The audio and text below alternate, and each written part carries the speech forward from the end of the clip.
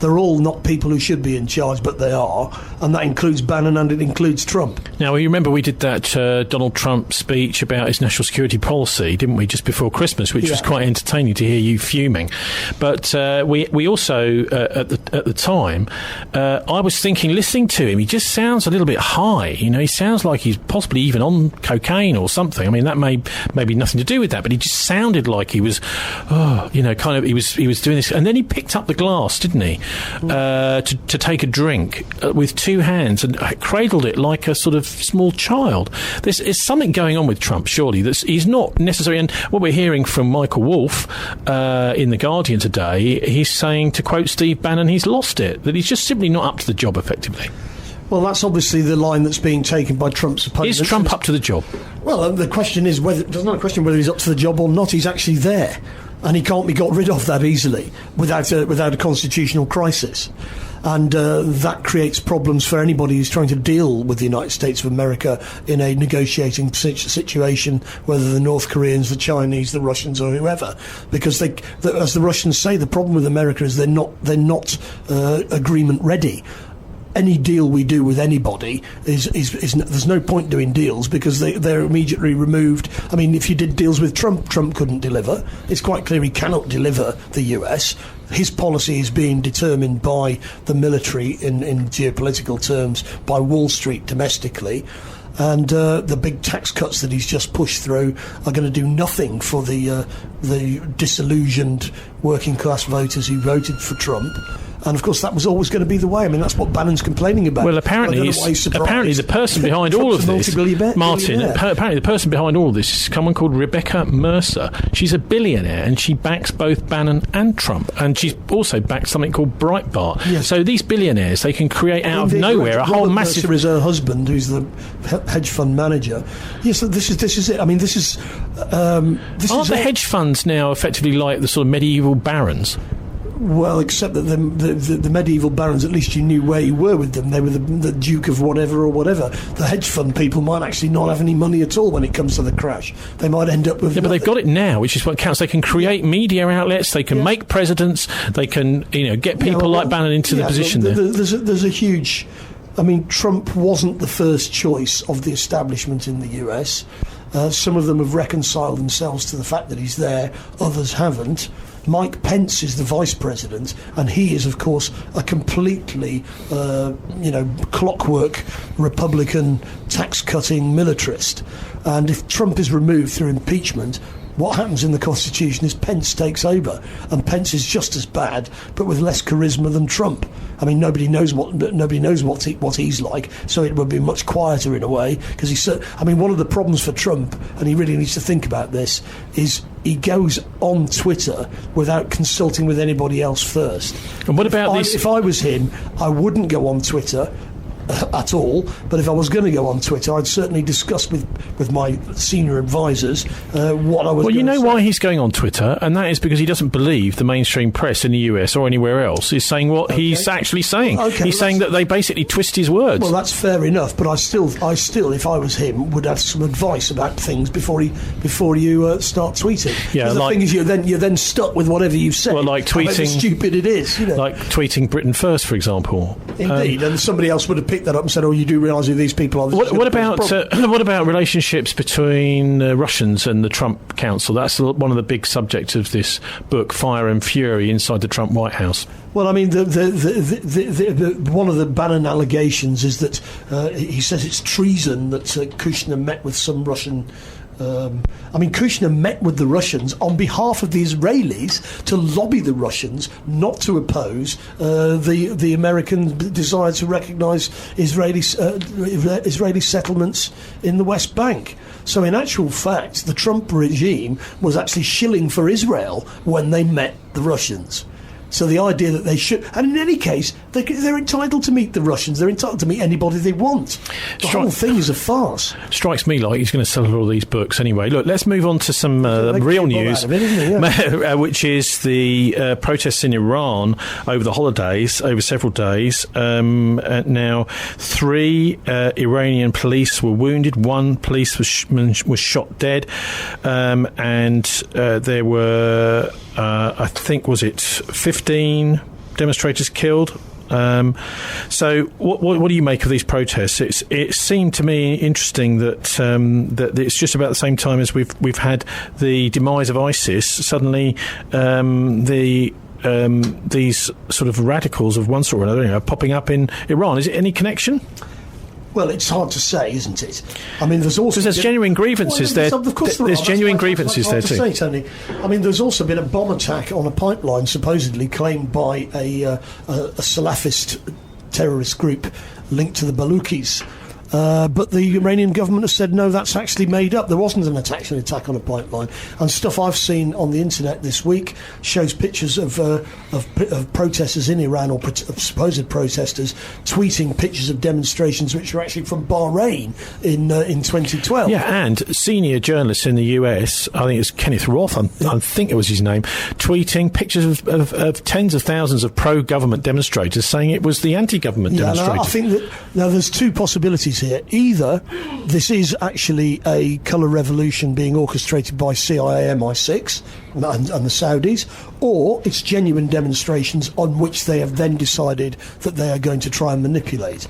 Well, no one can argue that the economic conditions are very difficult in Iran. Interestingly enough, the protests broke out in the most conservative parts of Iran, because the new regime of Rouhani, although it's liberal on social matters, is quite...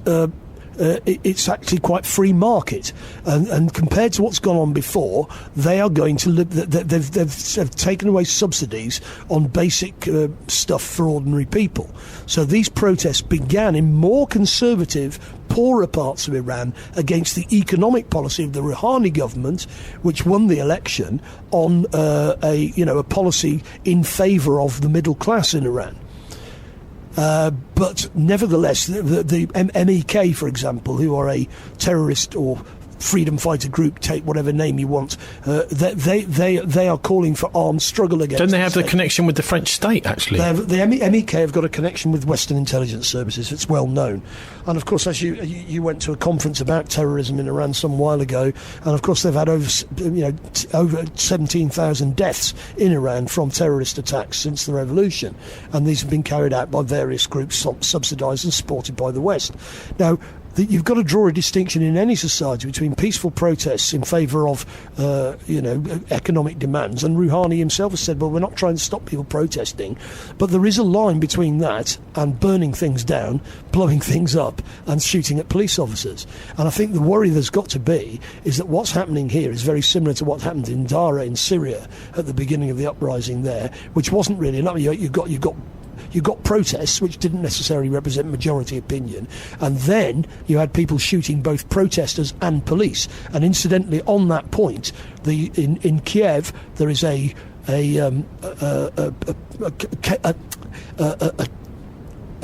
court case going on at the moment relating to the Berkut riot police, who have been put on trial supposedly for killing the demonstrators in the Maidan Square before the uprising in Ukraine, and they have brought forward Georgian mercenaries who are based in Georgia, who are testifying on Skype, saying that they in fact killed both police officers and demonstrators. And this is a standard pattern of NATO intelligence operations. And they also claim that their orders were given by a US colonel in uniform. Anyway, also, I think it's amazing to see tens of thousands of people coming out pro-government demonstrators. I wonder how many pro-Theresa May demonstrators you get in London. Well, indeed. And of course, there was an election very recently in Iran. It wasn't an entirely free and fair election. Who has entirely free and fair elections? But the majority participated, and the majority voted for the more liberal candidate, Rouhani, rather than a more conservative candidate. So, I mean, I don't imagine, say, for example, Donald Trump would have got through the Iranian mullah's system for morality before he was allowed to stand for president, because they have this system, don't they, where the mullahs basically filter people, and they say, well, look, you've done this in the past, you've been to prison, you can't become president. And that's why some people say it's not full democracy, because they can pre-vet the candidates. Nevertheless, the majority participated in the election. And if it comes to warfare and things like that, you've got to recognise that not entirely democratic systems may still have enough popular support to win a war. So don't we have any vetting procedures for our candidates for elections in the West? Well, indirectly we do. We do, don't we? I mean, there's basically... It's called the deep state. Well, yes, exactly. And also, of course, what happens in the West is people like Martin Luther King and John F. Kennedy are assassinated. That's how things are settled over here. Also in Israel, for weeks now, protests on the streets of Tel Aviv and other Israeli cities against corruption and bribery in the Israeli government of Benjamin Netanyahu. Pretty much unreported here in Britain at all. Yes, because we're too busy. I mean, this is what Brian Eno calls prop agenda. So we've all heard about the protests in Iran, but we haven't heard about the protests in Israel, because that doesn't suit the narrative. Netanyahu's former defence minister is predicting the Israeli Prime Minister will face charges of corruption. Moshe Yaalon is predicting Prime Minister Benjamin Netanyahu will be indicted on corruption charges, the subject of 3 separate investigations, one of which involves allegations he accepted lavish bribes from businessmen overseas, including Australian James Packer. Another involves accusations Netanyahu struck a deal with a newspaper owner, Amon Moses, to tone down its attacks on Netanyahu in return for his influence on reducing the criticism of a rival paper. So these are basically, it's bribery effectively, isn't it? Yeah, and the other thing that he's done is he's forced through the Knesset the same sort of thing. In France, a sitting president cannot be prosecuted. But then, of course, you've got fixed terms in France. And the president can be prosecuted once they have, finished their term. Now, Netanyahu is just the leader of a political faction in the Knesset. He's the prime minister, and there's no comparison really. Israeli politics is pretty corrupt, and Netanyahu's a pretty corrupt guy, and there's been a lot of protests about it.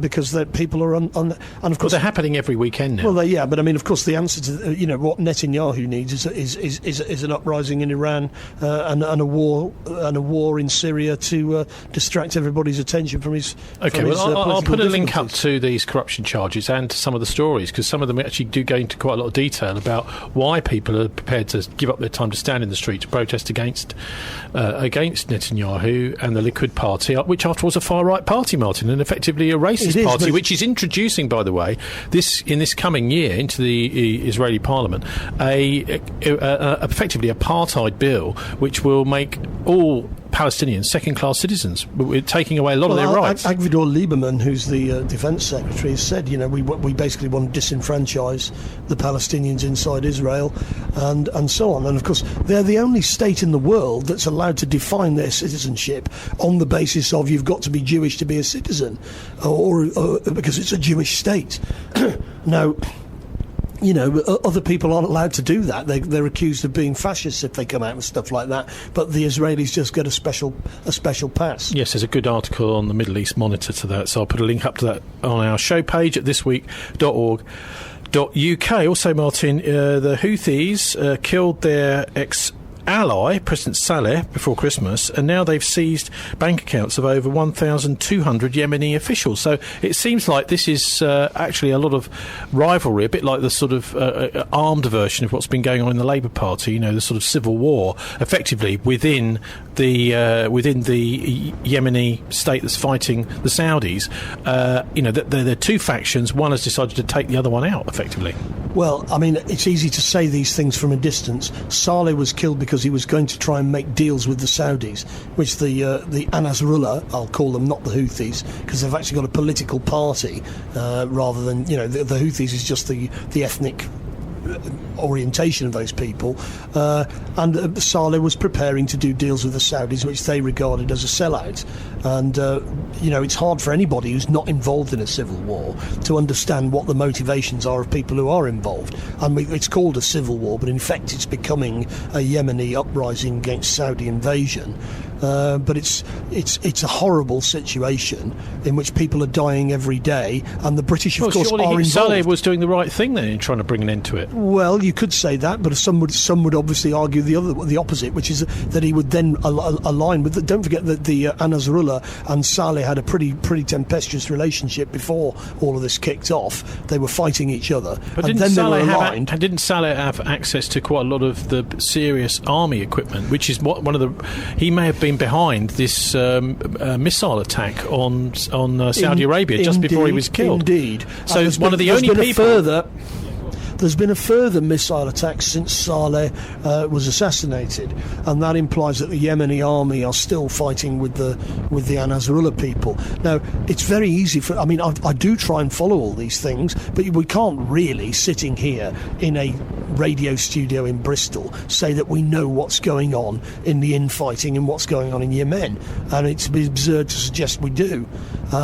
This whole situation is completely wrong. Saudi Arabia should never have invaded Yemen. No, I know, but what interests me in this is it looked like Saleh was the only person who had the equipment to actually hit back at Saudi Arabia, and now he's dead. That's not entirely true, because the Houthis have also been fighting, or the Al-Nasrallah fighters have been fighting inside Saudi Arabia, across the border into Saudi Arabia. I mean, obviously, the thing that would be most helpful for the Yemen is if they can keep united and keep the Saudis out.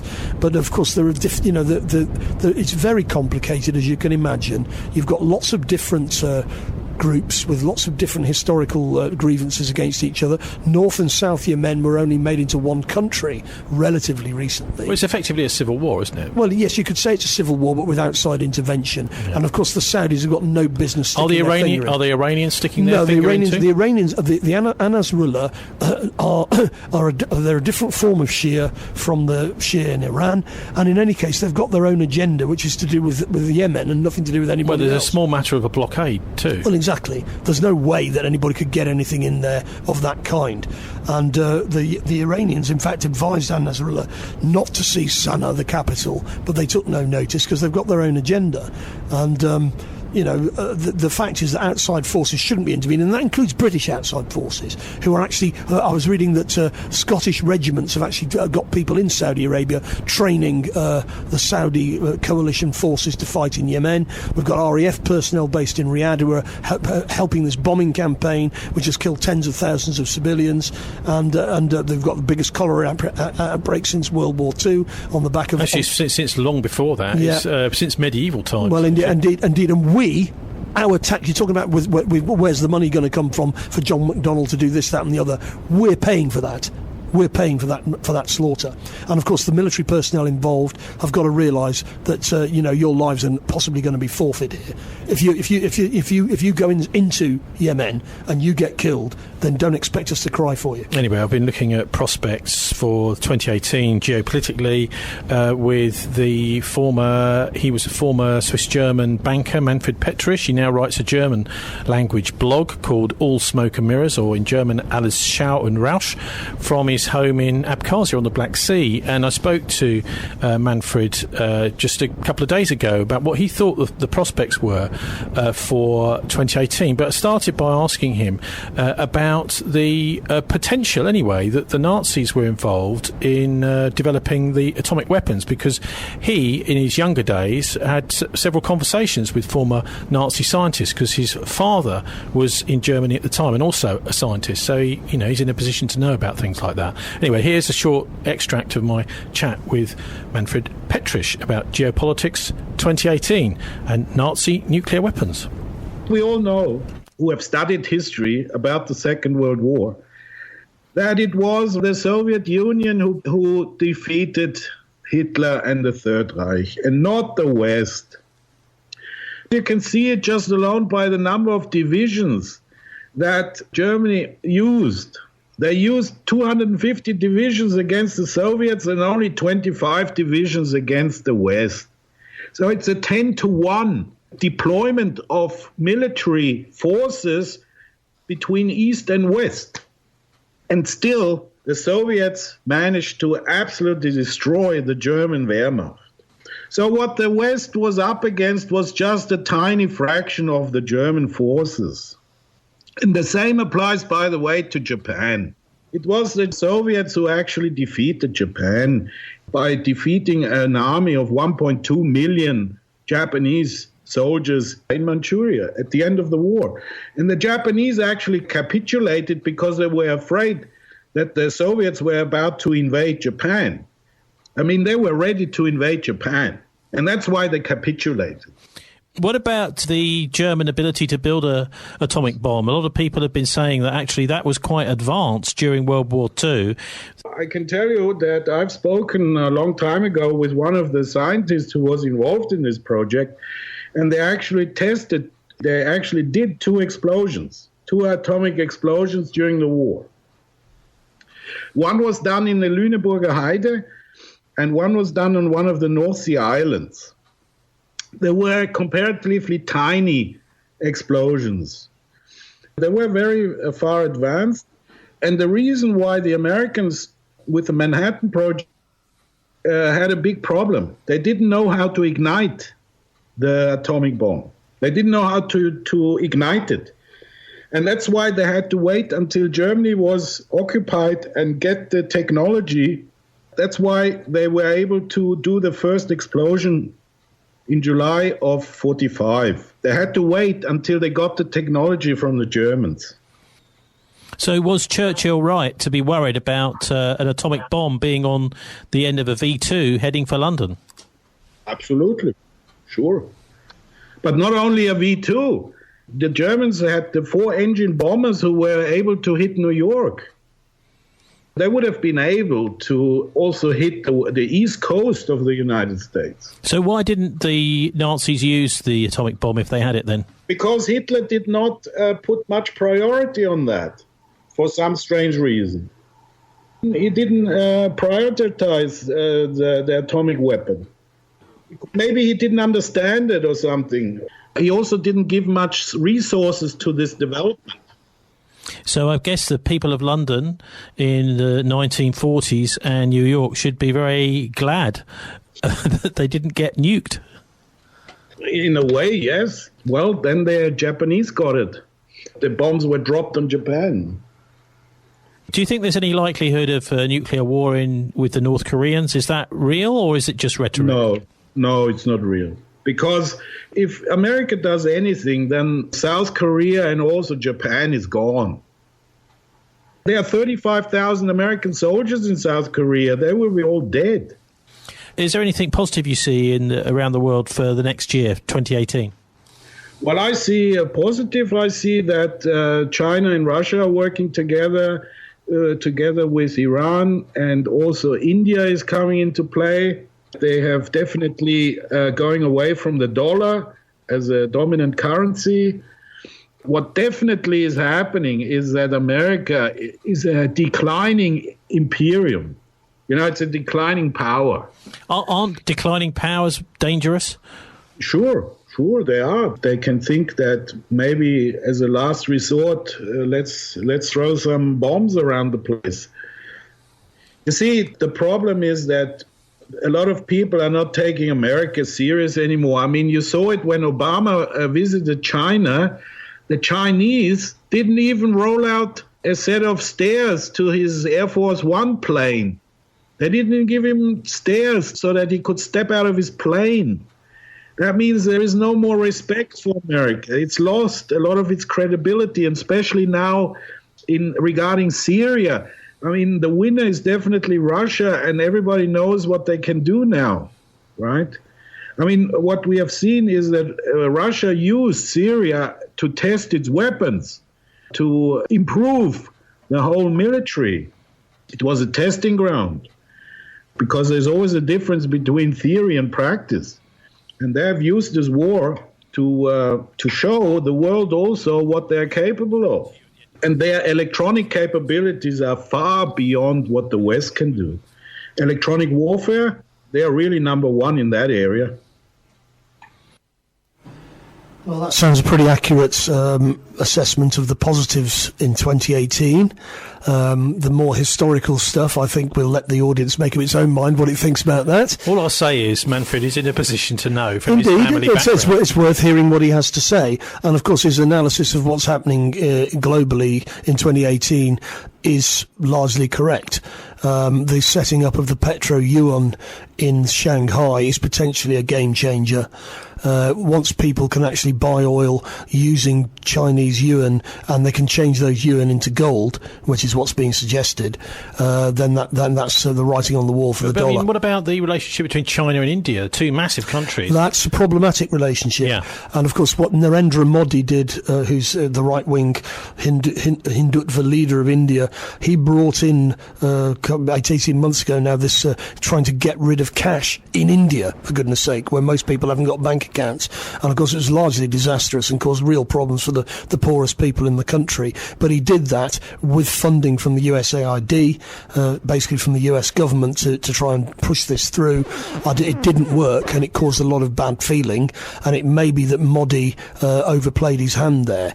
But of course, the US strategy is to try and use India to mess up China's potential to create the One Belt, One Road project through Asia and Will that happen? Asia. I mean, that's not really in India's interest. Surely their interest is to cooperate. Well, with China. in actual fact, it is in India's interest. They're part of the BRICS. They're part of the BRICS setup.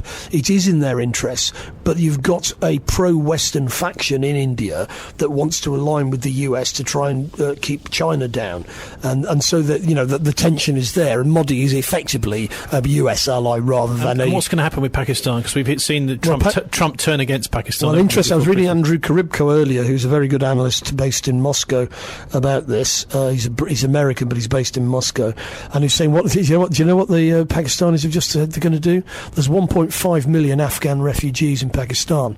They've just said that all of them have to go back within the next 30 days to Afghanistan. Now, of course, they're mostly Pashtun. They're mostly Taliban sympathetic. And they're all going to go back to Afghanistan. I mean, and of course, there's no possibility that they can be easily integrated when they get back. So that's the counter. Is this whole thing as simple as why Trump is getting annoyed with Pakistan? That they've been shooting his drones down, the American drones down, and said that the Americans aren't allowed to use the drones anymore in Pakistan. Well, there's always been an ambivalent relationship between Pakistan and the US going back to the 1980s and the war against the Soviets in Afghanistan. General Gul, for example, who's the head of the Inter-Services Intelligence Agency, has always been pretty clear that he thinks that 9/11 was carried out by the Americans themselves, even though he was an ally of the Americans during the war in Afghanistan in the 80s. Now, the fact is that the Americans actually give Pakistan loads of military aid so that they can control Pakistan. Now, if Trump, in his idiocy, no doubt he'd not consulted with his general, said, we're going to cut off aid to Pakistan, then the Chinese just say, good, off you go, we'll take over. Also, I spoke to Manfred about the European Union and the Bilderbergs, because that was one of the first place I ever met Manfred was at a Bilderberg conference in Dresden last year, and he was there because he thinks it's one of the most interesting places to go, and you can actually have a chat with some of the people that run the Western world, that is to say these 120 Bilderbergers, and so I just thought I'd get his take on what I suppose it's the deep state, what we were hearing about the mullahs over in Iran filtering people who are going to run for political office. Effectively, Bilderberg is the equivalent here in the West, or one of them anyway. So let's see what Manfred had to say about them. The Bilderberg was created by a Nazi. I mean, we know that Prince Bernhard was a member of the NSDAP, of the National Socialist Party. He was a member of the SS and SR. So the Bilderbergers were created by a Nazi and the president. So Bilderberg is actually a continuation of the Nazi ideology, which means one ruler, one empire, one everything. That's how the EU was created. I mean, we know that the Bilderbergers created the EU also with this idea of one empire, one currency, one government, and so forth. So do you have any agreement with people that say that actually the Nazi Party won the Second World War? They didn't lose at all? Well, it depends how you see it. Military-wise, they lost it, but from an ideological point of view, they won it. You see, the Nazis didn't just disappear after the war. They just changed their tactics and said, well, if we can't do it through the Wehrmacht, let's do it through the economy. And let's create this economic union, and then we can take over Europe, have one currency and one ruler and one everything. So actually, the EU is just a continuation in another form of the Third Reich, right? Well, that's a pretty controversial. I mean, it's something I've certain temptation to agree with. But Martin, the reality on the ground is we've got an extremely aggressive foreign policy being driven by NATO and the United States, particularly in the Middle East. And the effects in Iraq and Syria have been appalling since the turn of the century. I think that's right, and I think what Bilderberg represents is a rapprochement between the Nazi industrialists and the Western industrialists, and so you get this kind of mixed regime that we've got now, the Anglo-American Zionist regime, which basically took on board loads of Nazi operatives, like Reinhard Gehlen, who was the head of the Gestapo in Eastern Europe, becomes the head of the West German BND secret police. And, from the Russian point of view, it's pretty obvious what's going on here. Most people in the West are totally oblivious. But, of course, the point is that these Nazis are integrated into the Western worldview. So what happened is that the Nazis, certain Nazis, are integrated into the Western setup, and then we're talking about Anglo-British imperialism. The American-British control of the world economy via naval power, linked with the Germans, and of course the enemy of all of these people is the Russians and the Chinese, and the basic geopolitics of the situation haven't changed much in 50 years. Okay, so we had on the show a couple of months ago a chap called Alexander Azadgan from California. I think he was at a university in California, and he prompted me to get hold of this, and I watched it at the time, which is a documentary about his book, not his book, but a book by John Perkins called Confessions of an Economic Hitman. So I thought we'd have a listen to John Perkins now, talking about the tactics and the background. Step back a minute from what happened with Tony Blair in Iraq. How on earth did it take place? Well, John Perkins has his story to tell. Iraq actually is a perfect example of the way the whole system works. So we economic hitmen are the first line of defense. We go in and we try to corrupt governments and get them to accept these huge loans, which we then use as leverage to basically own them. If we fail, as I failed in Panama with Omar Torrijos and in Ecuador with Jaime Roldos, men who refuse to be corrupted, then the second line of defense is we send in the jackals. And the jackals either overthrow governments or they assassinate. And once that happens, when a new government comes in, boy, it's going to toe the line, because the new president knows what will happen if he doesn't. But in the case of Iraq, both of those things failed. Economic hitmen were not able to get through to Saddam Hussein. We tried very hard. We tried to get him to accept a deal very similar to what the House of Saud had accepted in Saudi Arabia, but he wouldn't accept it. And so the jackals went in to take him out. They couldn't do it. His security was very good. After all, he had one time worked for the CIA. He'd been hired to assassinate a former president of Iraq and failed, but he knew the system. So in 91, we send in the troops and we take out the Iraqi military. So we assume at that point that Saddam Hussein is going to come around. We could have taken him out, of course, at that time, but we didn't want to. He's the kind of strong man we like. He controls his people. We thought he could control the Kurds and keep the Iranians in their border and keep pumping oil for us. And then once we took out his military, now he's going to come around. So the economic hitmen go back in the 90s without success. If they'd had success, he'd still be running the country. We'd be selling him all the fighter jets he wants and everything else he wants. But they couldn't. They didn't have success. The jackals couldn't take him out again. So we sent the military in once again, and this time we did the complete job and took him out, and in the process created for ourselves some very, very lucrative construction deals. We had to reconstruct a country that we'd essentially destroyed, which is a pretty good deal if you own construction companies, big ones. That's John Perkins there, author of the book Confessions of an Economic Hitman, and I'll put a link up to that fascinating interview, sort of mini documentary about him. That's why you heard the music in the background there. Martin, it's a pretty cynical way of dealing around the world, where you just have a series of basically you send in your assassins, this kind of thing, if a particular president doesn't do what you tell him. Yeah, and it's well known that this is the way the world works for those who pay attention. And underlying all of this is not so much the Fourth Reich, as we were talking about earlier. It's a continuation of the British Empire's desire to control world trade and all the rest of it. The US have taken over that. I mean, isn't it even more aggressive than the British Empire? It is, yes. Do? I mean, if you think about, since Thatcher and Reagan came to power, millions, literally millions of people have been put to the sword in developing countries in order to enforce the will of Wall Street and the Pentagon. And at the back of it all, apparently, is the economy, and yet the dollar is on the way out. Well, the dollar isn't on the way out yet, which is why the stock market in the US, I mean, we didn't mention this, but stock markets all over the world reached the end of 2018 on the highest ever, and they've even gone up further since then.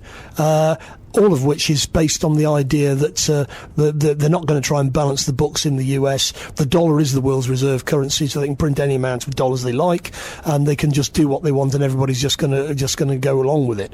The problem with all of that is that ultimately the dollar is going to crash, and when it does, the US is going to be in chaos. Well, one of the kind of precursors to all of this in the 1990s was the breakup of the former Yugoslavia.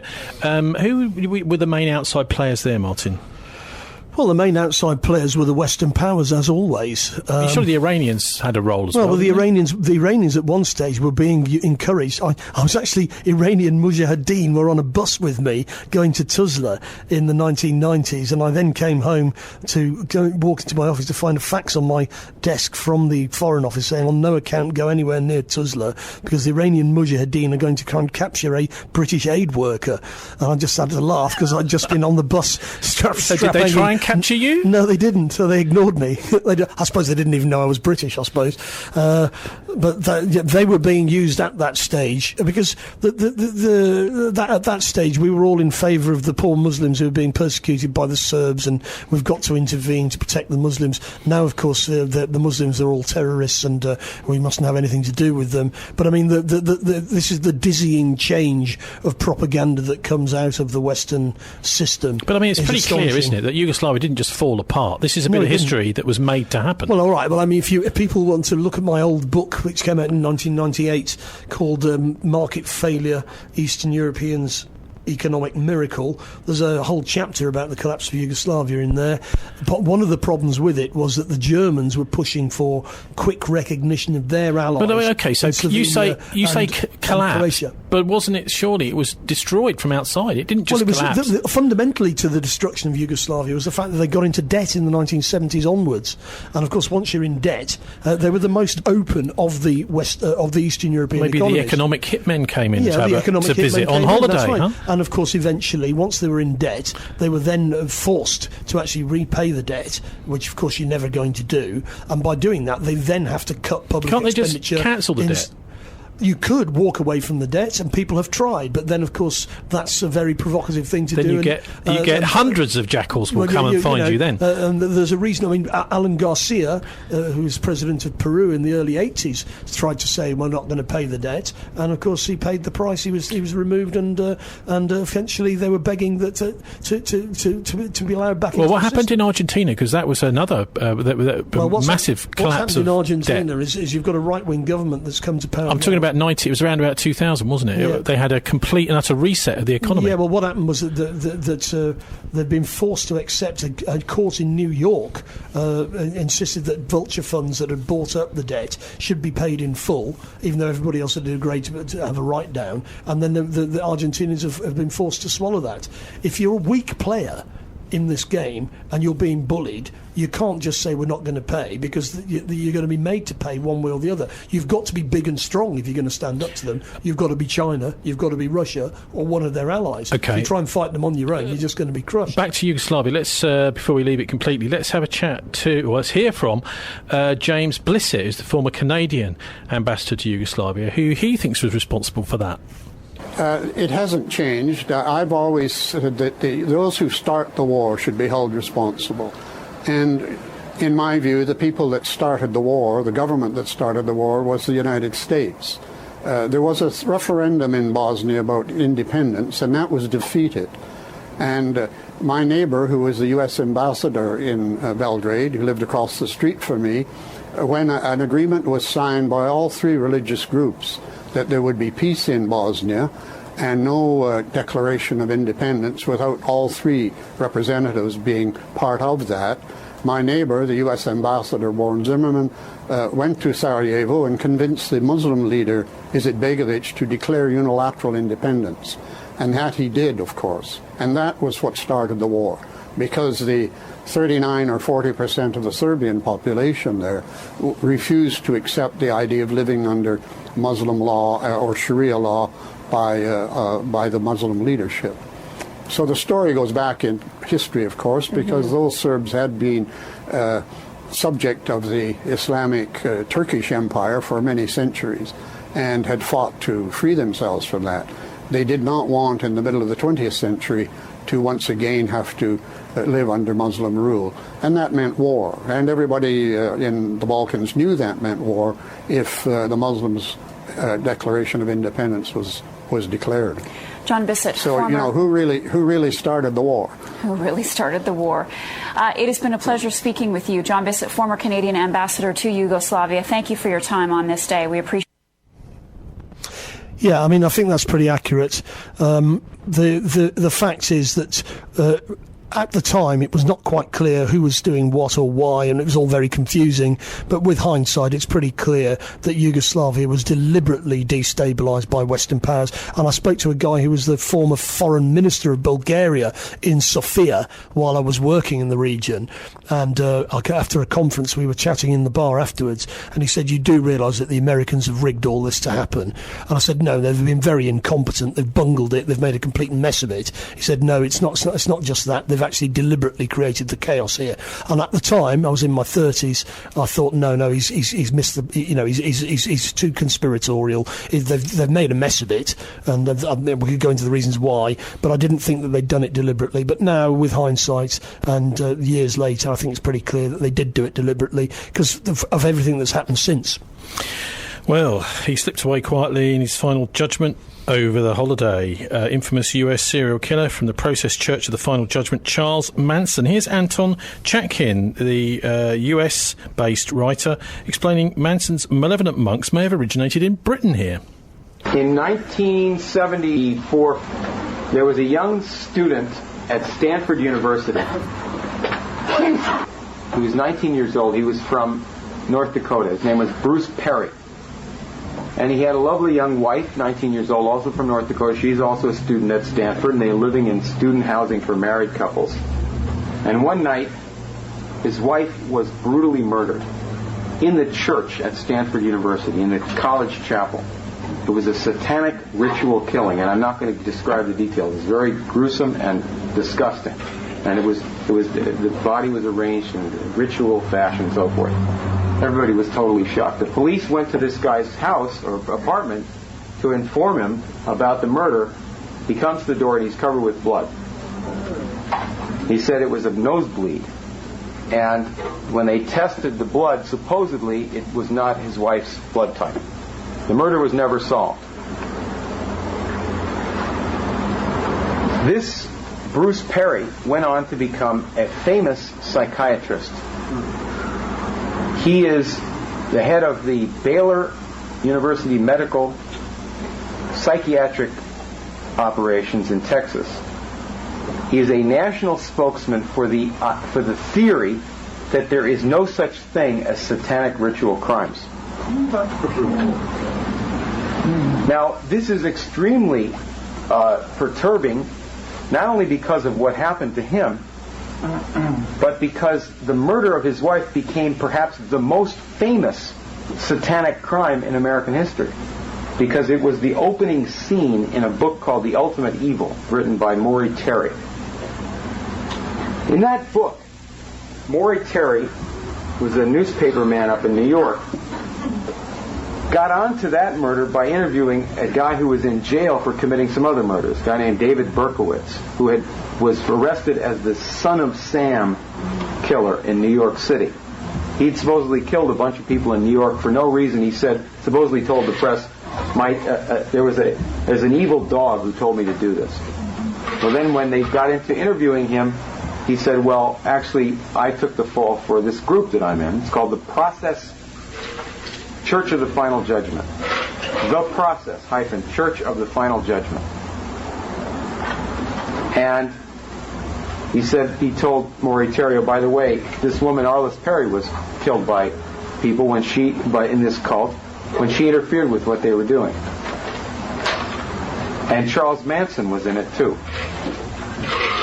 And his whole ideology comes from this. Now, what is this thing? This is a British group that came over from England to America in the 1960s, and it's still around. Headquartered now in Canada. But this was a satanic cult. And this guy, Bruce Perry, whose wife was killed by them, is now a lecturer for the Cult Awareness Network. And he spoke at their November conference in Minnesota as an expert on what happened at Waco, Texas. The reason he knew all about that was that the FBI hired him as their expert on David Koresh. Because he is an expert on on sex crimes against children. He has experience with that, huh? Yeah, he has a lot of experience in this field of some type.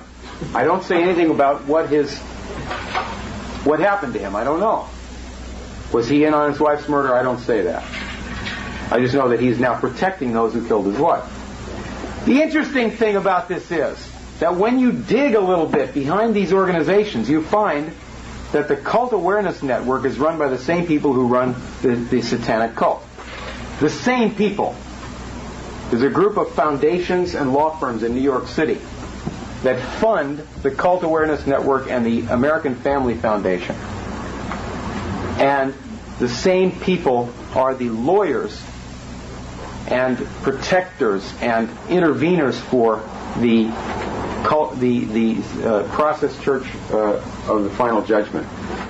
So that was Anton Chatkin talking about the now deceased Process Church of the Final Judgment, and the actual chap, of course, is Charles Manson, who was part of that, who died over the holidays. Anyway, time to sign off for the Murdoch News at 7 now. Coming up live on Facebook, Arabian Nights with Mohammed Makawi. Thanks to our guests in the first hour, Labour councillor for St George Troopers Hill, Fabian Breckles, and also former independent candidate for Mayor, John Langley. Close associate of writer and campaigner Steve Norman, who passed away over the holiday. Also to old Labour Oxford economist Martin Summers. This show's story links and comment page is one word, thisweek.org. You'll find me on Twitter at Tony Gosling. Here's wishing you a relaxing and enjoyable BCFM weekend. With Billy Quain, Saturday edition tomorrow morning at 10, and the Real Musical Deal Sunday evening at 7 with Danny Lopsh. I'll leave you with music from 1983. No, actually 91. Do please join us for the Politics Show at the same time next week. If not here, then online. This is Quasar, Quazar. Fast forward, God bless, and don't let the banksters get you down.